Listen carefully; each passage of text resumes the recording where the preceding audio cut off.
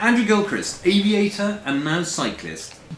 Colin Healy-Acheson, expert spinner and fitness fanatic. Simon Eckett, author and now avid cyclist. Simon Monty-Owen, as an amputee, you mastered the London to Brighton 9 times.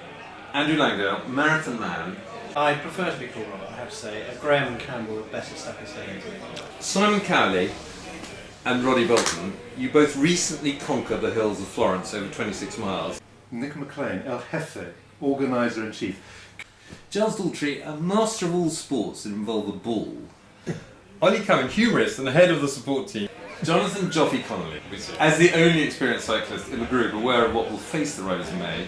Mark Donohill, you will be the most presentable rider in the team. Well, thank you, Nick. With sartorial elegance, astride the ultimate cycling machine.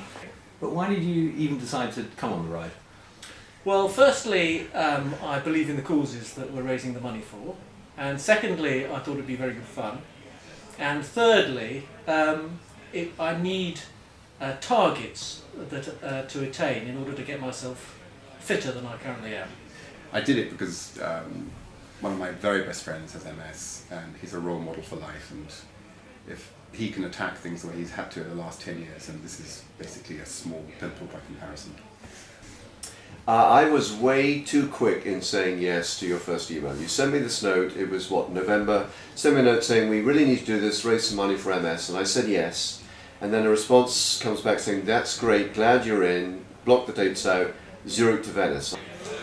Why did I agree to join this group of Nazis? Really because of my brother-in-law, Nick, who has MS, so I felt I had to do something towards that. And I enjoy challenges like this. So I think Nick has a friend whose wife has MS, and we're raising a substantial amount of money for the charity.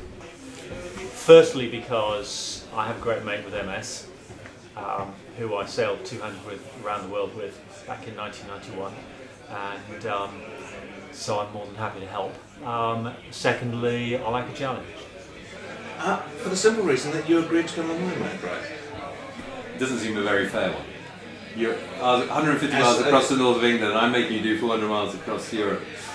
No, but as you know, you have, I always said to you, that you call me a challenge and I'll do that. Well, for 3 significant reasons. One is the cause. MS is something which is very important to me because it's very close to my family.